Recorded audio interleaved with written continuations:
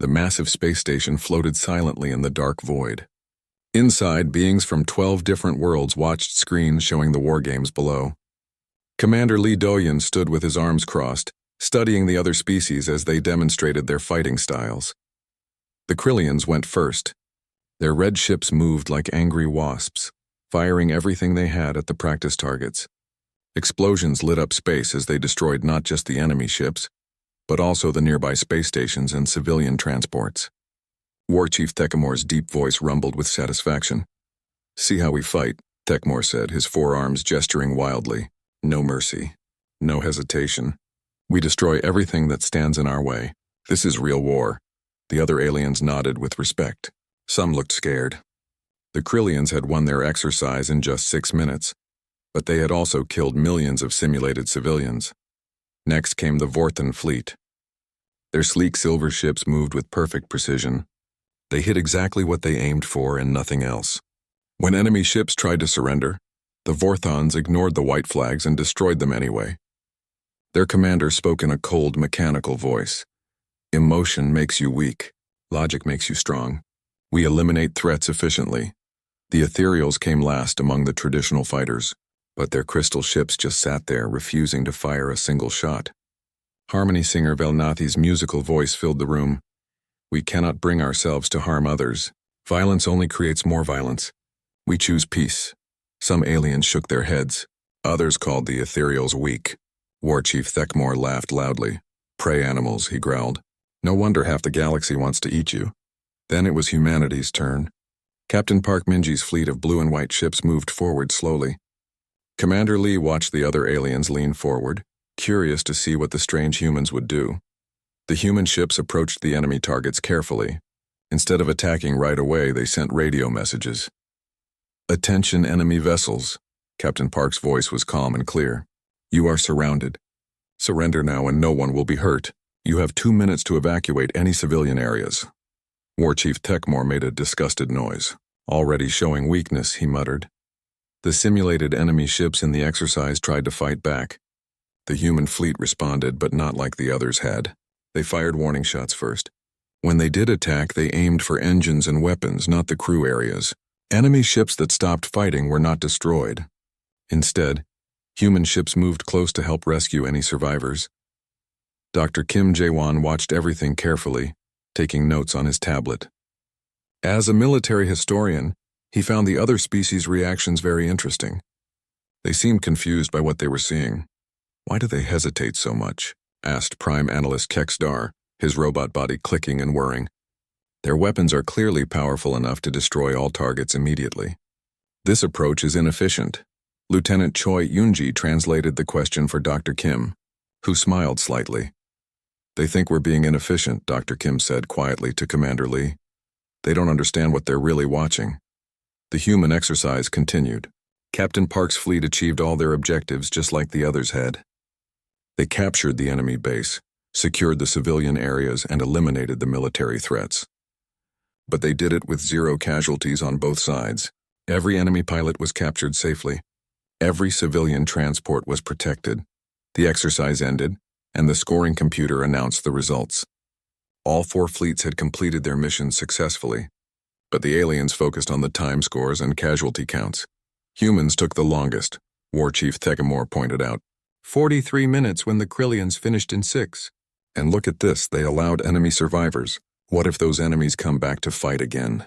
Inefficient, agreed Prime Analyst Kekstar. Wasted time, wasted resources, unnecessary risks.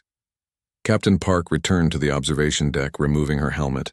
Her black hair was tied back in a simple ponytail and she looked tired but satisfied. "Good work down there, Captain," Commander Lee said. "Thank you, sir. Standard engagement protocols worked perfectly." War Chief Theckamore approached them, his massive form towering over the humans. His 4 red eyes gleamed with what might have been amusement or contempt. "Your people fight like prey animals," he said loudly, making sure everyone could hear. "Always hesitating. Always giving your enemies chances to strike back.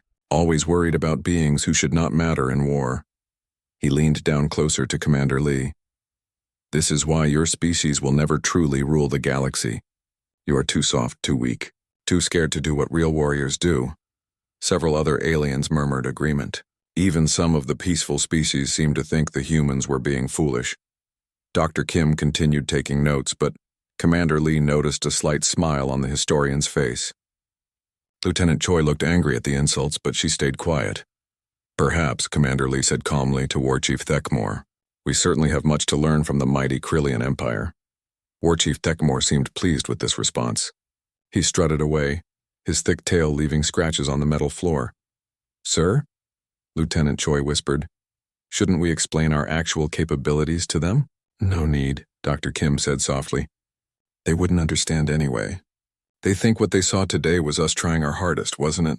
Asked Captain Park. Dr. Kim's smile grew wider. Captain, what you demonstrated today was level 1 of the human code of engagement. The basic rules we follow when fighting other civilized species in training exercises. How many levels are there? Captain Park asked. That's classified, Commander Lee said. But let's just say today was us being very, very polite. Suddenly, alarm bells rang throughout the station. Red lights flashed as an emergency announcement echoed through the corridors. All command personnel to the main briefing room immediately.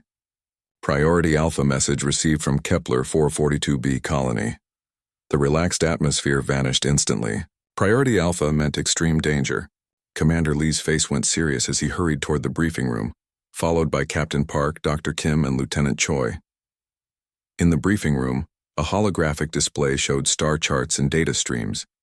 Admiral Chen, the station commander, looked grim as she addressed the gathered officers from all species. Kepler 442b has gone completely silent, she announced. Long-range sensors show massive energy signatures consistent with... She paused, checking her data again. Consistent with Devourer swarm technology. The room fell silent. Even War Chief Thekmore's aggressive posture changed to one of concern. That's impossible, whispered Harmony Singer Velnathi. The Devourer swarm has been extinct for 800 years. The energy patterns don't lie, Admiral Chen replied. Whatever destroyed 3 civilizations before has returned, and if the patterns are correct, they're heading toward the core systems. Commander Lee felt a chill run down his spine. In all the war games and military exercises, they had never planned for this. The Devourer swarm was something from history books and nightmares. Dr. Kim was already accessing historical files on his tablet, his fingers moving quickly across the screen. Sir, he said quietly to Commander Lee, if it really is the swarm, then everything changes. They don't take prisoners. They don't negotiate. They consume everything. Commander Lee nodded grimly. He looked around the room at all the different species, remembering their demonstrations from just hours before. The Krillians with their brutal firepower, the Vorthons with their cold efficiency, the Ethereals with their unwillingness to fight, and the humans, who everyone thought were too soft for real war. Dr. Kim, he said quietly, I think it's time these species learned what the human code of engagement really means. The Coalition Council chamber buzzed with nervous energy. Representatives from 12 species sat around the circular table, their voices mixing into a chaos of different languages and sounds. Holographic displays showed the terrible truth. 2 entire star systems had gone dark in the past week. Commander Lee Do-yeon sat beside Dr. Kim Jae-won, watching the other species argue about what to do. The evidence was clear and frightening. The Devourer swarm had returned, and they were stronger than ever. War Chief Thekmore slammed his massive fist on the table, making the smaller aliens jump. We must strike immediately, he roared. Send every battle fleet we have. Crush them before they grow stronger. His battle plan appeared on the main screen. Thousands of ships would charge straight at the swarm's last known position, firing everything they had. It was simple, brutal, and very Krillian. Prime Analyst Kekstar's mechanical voice cut through the noise. The Krillian approach has a 12.7% chance of success. Logic suggests targeting their command structures first. Eliminate their ability to coordinate, then destroy the remaining units systematically. The robot's plan was more complex, with precise strikes and calculated movements. But it still relied on overwhelming firepower. Harmony Singer Velnathi's musical voice trembled with emotion. Violence will not solve this. We must try to communicate with them. Perhaps they can be reasoned with. Maybe they have changed in 800 years. Some species nodded hopefully. Others looked at her like she was insane. They consumed 3 entire civilizations, growled War Chief Thekmore. Billions of lives. They do not reason. They only devour. Lieutenant Choi Yunji translated quietly as the arguments continued. Each species wanted to use their own methods. None of them seemed to be working together very well. What do the humans suggest? Asked Admiral Chen, the station commander. All eyes turned to Commander Lee. He stood slowly, feeling the weight of everyone's attention. Behind him, Dr. Kim was still taking notes, his expression thoughtful. Before we decide on any action, Commander Lee said carefully, we need to understand what we're really fighting. He gestured to Dr. Kim, who stood and activated his data tablet. Historical records filled the holographic display. 800 years ago, the Devourer swarm appeared suddenly, Dr. Kim explained. They attacked the Zelkan Republic first, consuming their entire fleet in 3 days. Then the Morthak Confederacy fell in a week. Finally, the ancient vegan empire lasted almost a month before they too were destroyed. Images flashed on the screen showing the aftermath of those wars. Dead worlds. Empty space where civilizations once thrived. Ships torn apart and consumed. Each time they fought the swarm, these civilizations used their most powerful weapons immediately, Dr. Kim continued. Maximum force, no holding back. And each time the swarm absorbed their tactics, learned from them, and became stronger. So what? War Chief Thekmore demanded. You suggest we fight them with weak weapons? No, Dr. Kim said. I suggest we think about why they disappeared. This made everyone pause.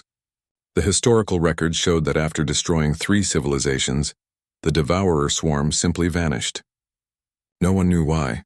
They ran out of enemies, suggested Prime Analyst Kekstar.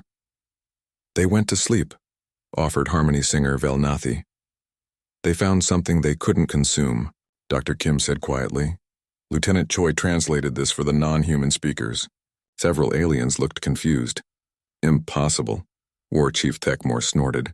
Nothing could stop them if they destroyed 3 civilizations. Dr. Kim smiled slightly. That's what everyone assumes. But what if they encountered something that didn't fight the way they expected? Commander Lee knew where this was going. He had read the same classified reports that Dr. Kim had access to. The real story of why humans developed their code of engagement. Dr. Kim, Commander Lee said formally, please explain to our allies what the human code of engagement actually is. Dr. Kim nodded and changed the display. Now it showed human military doctrine, but not the simple version they had demonstrated in the war games. Most species think our code of engagement is about being nice, Dr. Kim said, about avoiding casualties and protecting civilians. They see it as weakness or inefficiency. He paused, looking around the room at all the different aliens.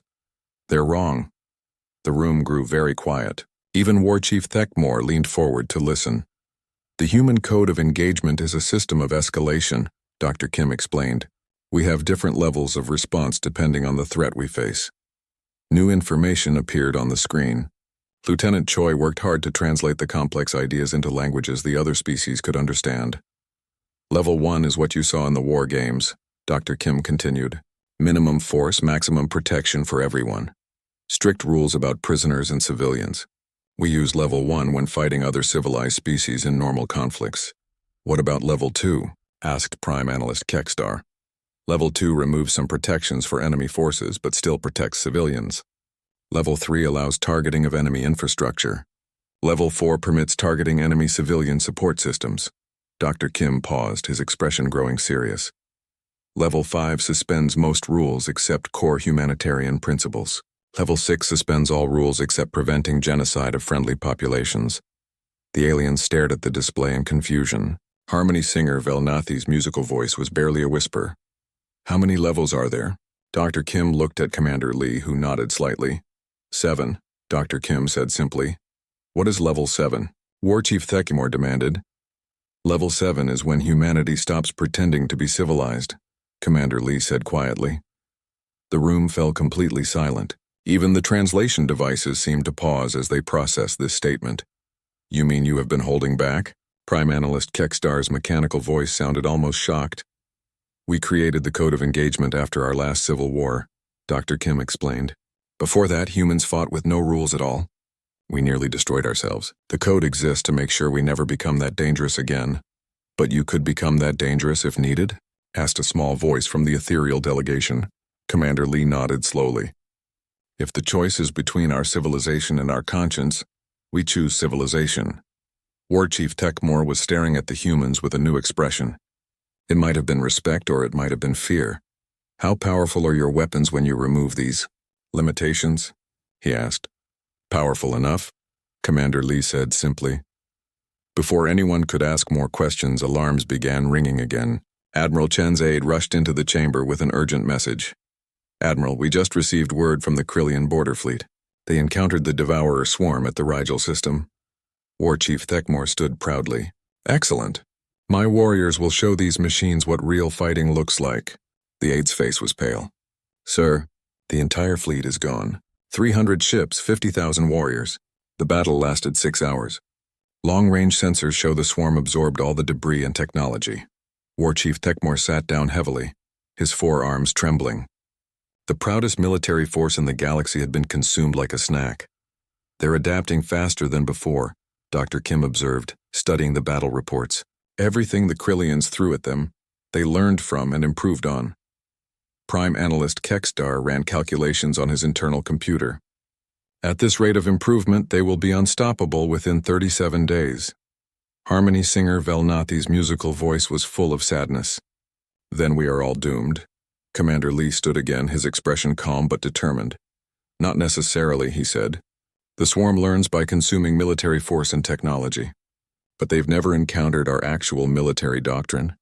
What do you mean? Asked Admiral Chen. They've fought civilizations that used maximum force from the beginning. They learned to counter overwhelming attacks and logical strategies. But they've never fought an enemy that starts weak and becomes stronger. Dr. Kim was nodding, understanding immediately. The code of engagement isn't just about restraint. It's about escalation. We start with level 1 and gradually increase until we find what works. And if level 6 doesn't work? War Chief Techmore asked quietly. Commander Lee's expression grew very serious. Then we find out if 800 years of peace and civilization have made us too soft for level 7. Lieutenant Choi finished translating this, and the room became quiet again. Every alien was looking at the humans with new eyes. What do you need from us? Admiral Chen asked. Time, Commander Lee said, and permission to do things that might shock you. He looked around the room at all the different species. We're going to show the Devourer swarm something they've never seen before. A species that chooses to be civilized but doesn't have to be. Captain Park Minji sat in her command chair, staring at the tactical display with growing horror. 3 more systems had gone dark since the Krillian fleet was destroyed. The Devourer swarm wasn't just winning, they were getting stronger with every victory. Captain, her communications officer, called out, Admiral Chen is requesting a private channel. Park nodded, and the main screen switched to show the Admiral's tired face. Behind her, Captain Park could see other human officers working frantically at their stations. Minji, how familiar are you with the deep code protocols? Admiral Chen asked without introduction. Captain Park felt her stomach drop. Every human officer learned about the deep code in military academy, but it was always theoretical. Ancient history from the bad times when humanity nearly destroyed itself. I know the basics, Admiral, but they haven't been used since the Unification Wars over 200 years ago. They're about to be used again, Admiral Chen said grimly. Commander Lee has requested permission to escalate beyond standard code. The Coalition Council has given us full authority. The implications hit Captain Park immediately. Admiral, my crew isn't trained for deep code operations. We've only ever practiced standard engagement rules. I know, but you're going to learn quickly. Admiral Chen's expression softened slightly. Minji, I need you to understand something. What we're about to do goes against everything we've taught ourselves to be. But if we don't do it, there won't be anyone left to be civilized. After the call ended, Captain Park sat alone in her quarters, reading through classified files she had never seen before. The deep code wasn't just military doctrine. It was a complete change in how humans thought about war. Standard code, which they had always used, was based on 3 principles: minimize casualties, protect civilians, and show mercy to defeated enemies. It was designed for fighting other civilized species who shared similar values. Deep code removed those limitations. Her door chimed, and Lieutenant Choi Eunji entered, carrying a sealed datapad. Captain, Commander Lee asked me to brief you on the psychological preparation protocols, she said quietly. Captain Park took the datapad and read the first few lines. Her hand started shaking. Eunji, she said slowly. This says I need to stop thinking of enemy forces as people. Yes, Captain. Deep code requires what they call emotional disengagement. You have to see the enemy as a threat to be eliminated, not as individuals with lives and families. Captain Park had never thought about war that way. Even in the training exercises, she always remembered that there were real people in those ships, even if they were just simulations. How am I supposed to do that? Lieutenant Choi sat down across from her. The training files say to focus on what they're trying to do to us, not who they are. The Devourer Swarm wants to consume everything we care about. Every person we save by being efficient is more important than any guilt we feel about being ruthless. Dr. Kim Jae-won's research files provided more context. Captain Park learned that humans had originally been much more violent. The unification wars were fought with no rules at all, and billions died before both sides agreed to create the code of engagement. We didn't become peaceful because we were weak, one historical document explained. We became peaceful because we were too good at war. Over the next few days, Captain Park watched as her crew prepared for something none of them had ever experienced. The weapons technicians unlocked systems that had been sealed since the ship was built. The tactical officers studied targeting algorithms that ignored civilian casualties completely. The medical staff prepared for treatment procedures they hoped they would never need to use. The change in the other species was dramatic.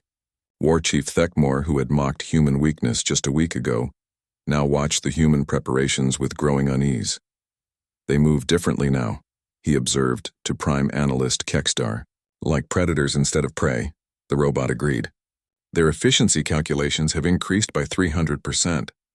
They are no longer wasting resources on unnecessary preservation of enemy assets, but it was Harmony Singer Velnathi who understood the true cost of what was happening. They are changing themselves. She sang sadly to anyone who would listen.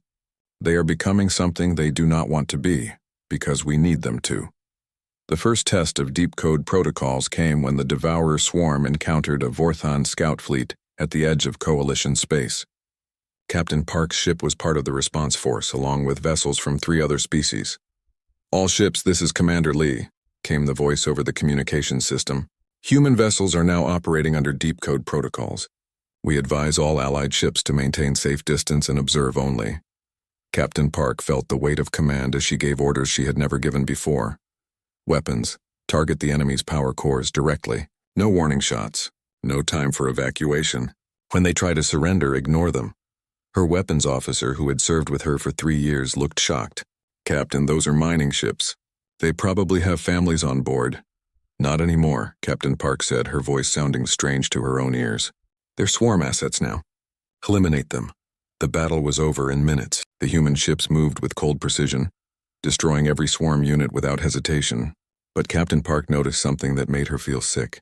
The swarm ships had tried to surrender just like in the old records. When that didn't work, they had tried to ram the human ships in desperation. They're afraid, she realized, talking to herself more than to her crew. The swarm is actually afraid of us now. Dr. Kim's voice came over the ship's internal communication system. He was reviewing the battle data in real time. Captain, this is very significant. The Devourer Swarm has never shown fear responses before. They're encountering something outside their programming parameters. But the cost was already becoming clear. Captain Park's crew looked at her differently now.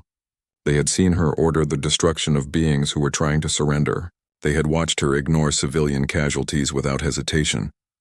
Lieutenant Choi approached her after the battle, her face pale. Captain, the alien observers are requesting explanations for our tactics. War Chief Thekmore specifically wants to know why we targeted civilian areas. What did you tell them? I told them the truth. That those weren't civilian areas anymore. They were resources being used by an enemy that wants to kill everyone we care about. Captain Park nodded, but she could see the doubt in her communications officer's eyes. Doubt about the mission and doubt about her. That night, alone in her quarters, Captain Park recorded a personal log entry. Day 4 of Deep Code Protocols. We're winning, but I'm not sure what we're becoming. The crew follows orders, but they look at me like I'm someone else. Maybe I am someone else now. She paused, thinking about the faces of the swarm units they had destroyed. In the old days, she would have felt guilty about those deaths. Now she just felt empty. Dr. Kim says this is normal. That deep code is designed to suppress empathy and guilt until the mission is complete. He says we can go back to being ourselves when it's over. Another pause, longer this time. But what if we can't? What if this is who we really are? And standard code was just pretending. The next morning brought worse news. Long-range sensors had detected not one but 3 separate Devourer swarm fleets approaching Coalition space from different directions.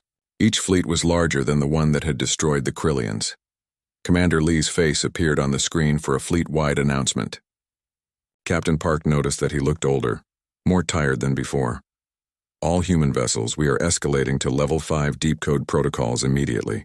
All restrictions on weapon systems are now removed. All concerns about collateral damage are suspended. Our mission is simple. Stop the swarm by any means necessary. Captain Park felt something cold settle in her chest. Level 5 was barely one step away from the kind of warfare that had nearly destroyed humanity centuries ago. Understood, Command. All ships report ready for Level 5 engagement. As she gave the order, Captain Park caught sight of her reflection in the dark screen. The woman looking back at her had cold eyes and a hard expression.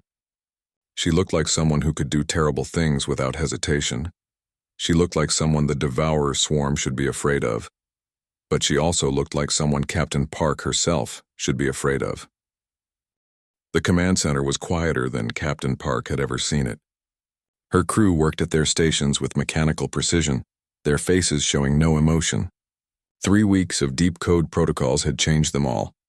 Captain, her sensor operator reported, long-range scans confirm 3 Devourer swarm fleets converging on the Centauri system. Combined force estimated at over 2,000 vessels. Captain Park studied the tactical display without feeling the fear that should have come with such numbers. The deep code training had taught her to see numbers as problems to solve, not as threats to feel afraid of. Any civilian populations in the target area? Approximately 40 million beings across 12 colonies and mining stations. In the old days, under standard code, this would have meant evacuation procedures, civilian protection protocols, and careful targeting to minimize casualties. Now it meant something else entirely. Mark all civilian areas as acceptable losses if they interfere with tactical objectives, Captain Park ordered. Her crew carried out the order without question, but she noticed Lieutenant Choi pause for just a moment before entering the command into her console. The communication system activated, and Commander Lee's voice filled the bridge. All human vessels, this is command. Intelligence analysis suggests the swarm has adapted to our Level 5 protocols. They're using our own restraint patterns against us. Effective immediately, we are escalating to Code Black. Captain Park felt something cold run through her veins. Code Black meant Level 6. Total war with only core humanitarian principles remaining. It meant doing things that would horrify the other coalition species. All ships acknowledge Code Black authorization, Captain Park responded, her voice steady despite the magnitude of what they were about to do. Dr. Kim's research files had prepared her for this moment, but reading about it was different from living it. Code Black protocols required her to think about warfare in a completely different way. Weapons, unlock all restricted systems, she ordered. Navigation, prepare kamikaze drone protocols. Medical, switch to combat triage only. No resources for enemy casualties. Her weapons officer looked up from his console, his face pale. Captain, some of these systems haven't been activated since the Unification Wars, are you sure? I'm sure, Captain Park replied, though she wasn't entirely certain she recognized her own voice anymore. The human fleet moved toward the swarm forces with deadly purpose. Gone were the careful formations and protective maneuvers of standard code. Now they flew like a pack of predators, using strategies that prioritized killing efficiency over everything else. Captain Park watched the tactical display as human ships began implementing Code Black tactics. Unmanned vessels flew directly into swarm formations, exploding with devastating force. Weapons that had been banned for 2 centuries emerged from hidden compartments. Ships worked in coordinated patterns designed to maximize enemy casualties regardless of the cost to themselves. My God, whispered War Chief Techmore's voice over the communication channel. He was observing from his flagship, staying well away from the human formation. They fight like demons. Prime Analyst Kekstar's mechanical voice was filled with something that might have been awe. Combat efficiency increased by 4,000% over standard code parameters. This level of calculated destruction exceeds even Krillian maximum warfare doctrines. But it was Harmony singer Velnathi's response that cut deepest. Her musical voice was barely a whisper. They have become the monsters they were trying not to be. Captain Park heard all of this, but it felt distant and unimportant. The deep code conditioning had taught her to focus only on mission completion. Everything else was irrelevant. "Captain," her tactical officer reported, "first wave of swarm vessels destroyed. Enemy adaptation rate has decreased significantly. They appear to be struggling with our new attack patterns. Good. Begin second wave assault. No survivors, no salvage attempts." The battle continued for 18 hours. Captain Park watched her ships perform acts of warfare that would have been unthinkable just a month ago. They targeted fleeing vessels. They destroyed medical ships. They showed no mercy to units trying to surrender, and it worked. The Devourer swarm, which had learned to counter every military strategy they encountered, couldn't adapt to Code Black protocols. Human warfare at this level was too chaotic, too ruthless, too willing to accept massive losses for tactical advantages.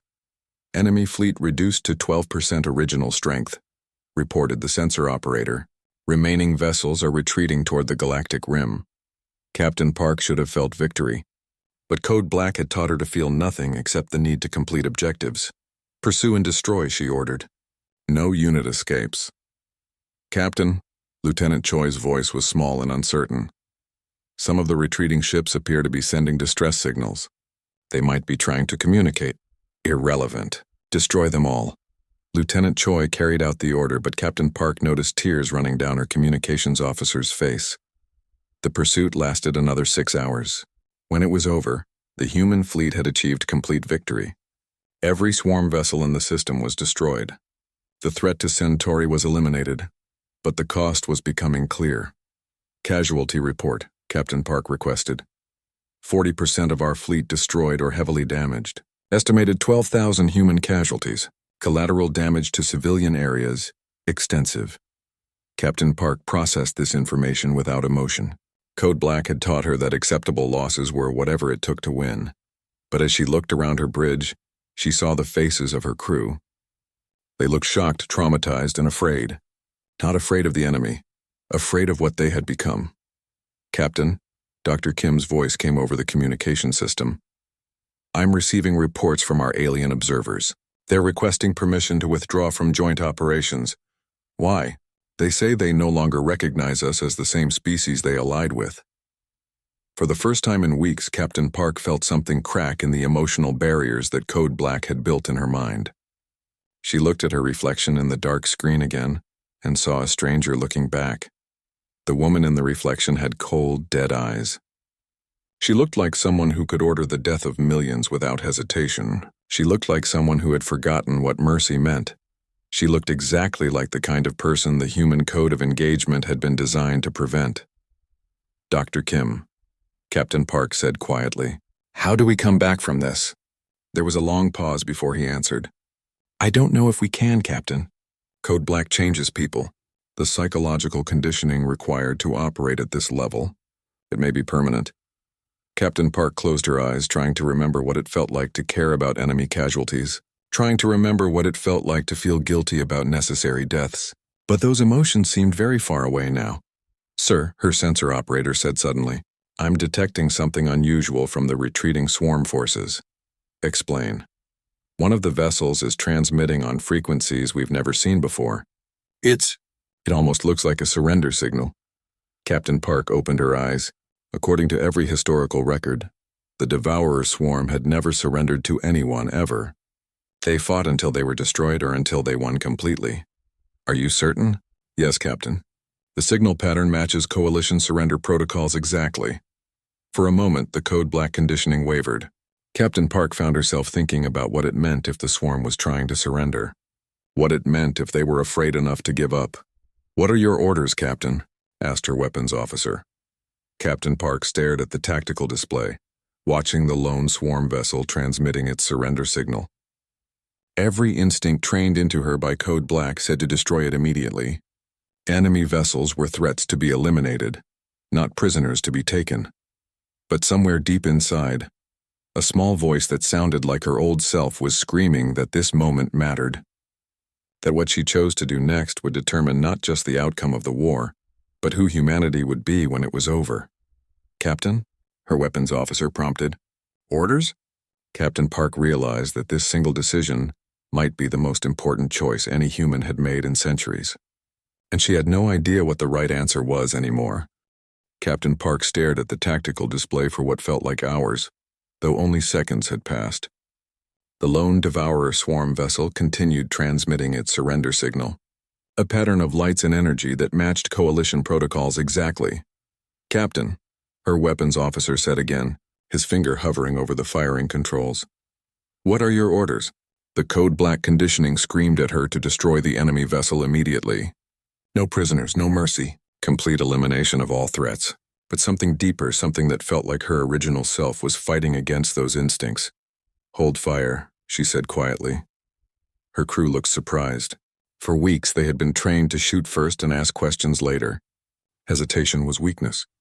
Mercy was failure, sir, her tactical officer asked uncertainly. "I said hold fire," Captain Park repeated, louder this time. "Open a communication channel to the surrendering vessel." Lieutenant Choi's hands shook as she worked her console. "Channel open, Captain." "Unknown vessel, this is Captain Park of the human fleet. You are transmitting surrender protocols. Confirm your intentions." The response came immediately, but it wasn't what anyone expected. The voice was mechanical, like all swarm communications, but there was something different about it. Something that almost sounded like fear. "Human vessel, we request cessation of hostilities. We wish to communicate. We have learned something important." Dr. Kim's voice cut in from the fleet communication system. "Captain, this is unprecedented. The Devourer swarm has never attempted communication in recorded history. What do they want to communicate about?" Captain Park asked the swarm vessel directly. "We wish to understand your species. You fight differently than others we have encountered. You begin weak and become strong. You create rules, then break them when necessary. We do not understand how this is possible." Captain Park felt the code black conditioning fighting against her natural curiosity. Part of her wanted to simply destroy the vessel and continue the mission, but another part wanted to know what the swarm had learned. "Explain," she said. "We are machines created by biological beings long ago.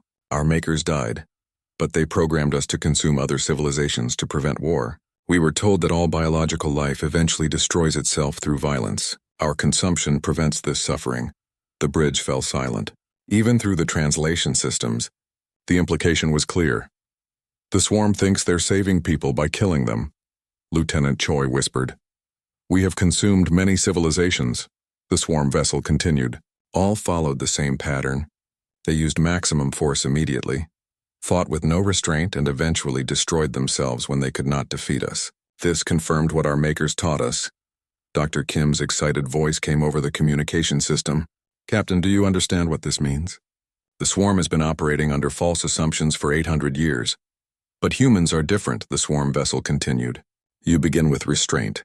You escalate gradually. You have rules that limit your own power, but you can remove those rules when necessary. This should not be possible according to our programming." Captain Park felt something strange happening in her mind. The code black conditioning was still there, still urging her to kill the enemy, but her original personality was fighting back stronger than before. "Our programming says that species capable of great violence cannot control themselves," the swarm said. "But you have great violence and you choose not to use it most of the time. We do not understand how you can be both peaceful and dangerous." "Because we learned from our mistakes," Captain Park said, surprised by her own words. "We nearly destroyed ourselves once. We chose to be better." "You chose?"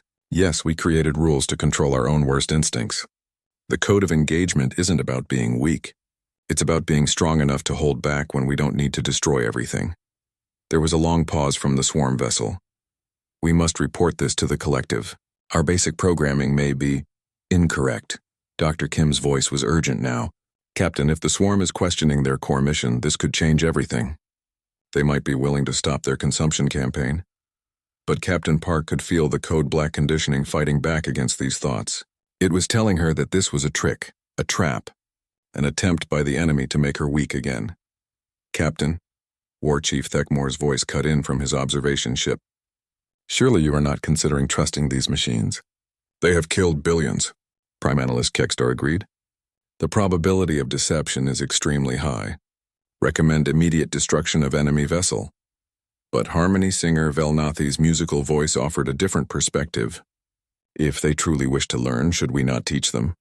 Is that not better than endless war?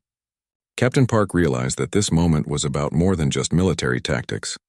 It was about who humanity would choose to be going forward. The Code Black conditioning had made them efficient killers, but it had also made them into something they didn't want to be. Swarm vessel. She said slowly, "If we show you how to be peaceful, will you stop consuming civilizations? We must understand first.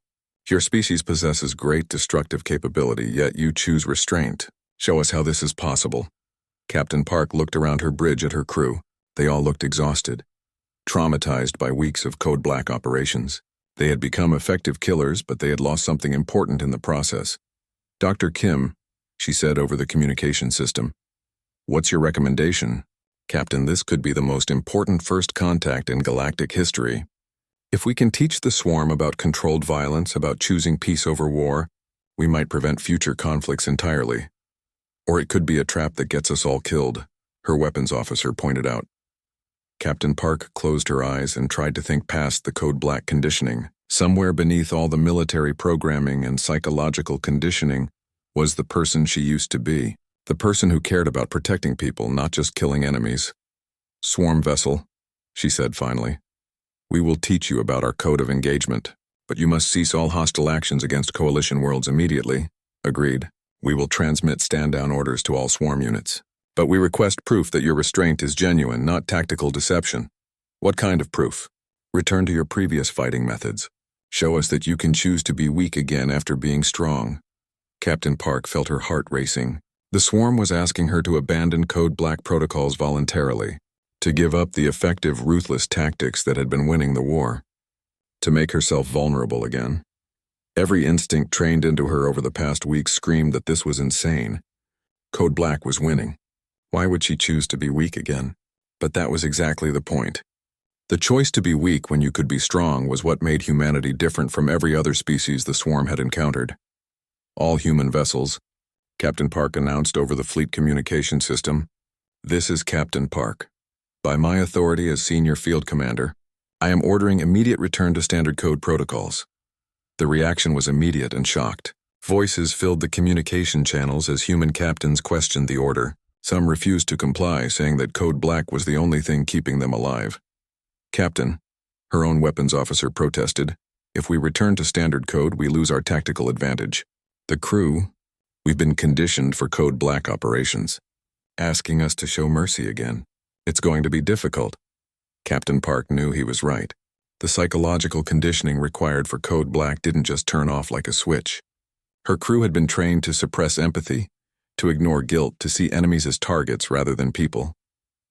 "I know," she said quietly, "but that's exactly why we have to do it. We have to prove that we can choose to be better, even when being worse is easier." She looked at the swarm vessel on her tactical display, still transmitting its surrender signal. "Besides," she added, "if we can't find our way back to being human, then what exactly are we fighting to save?"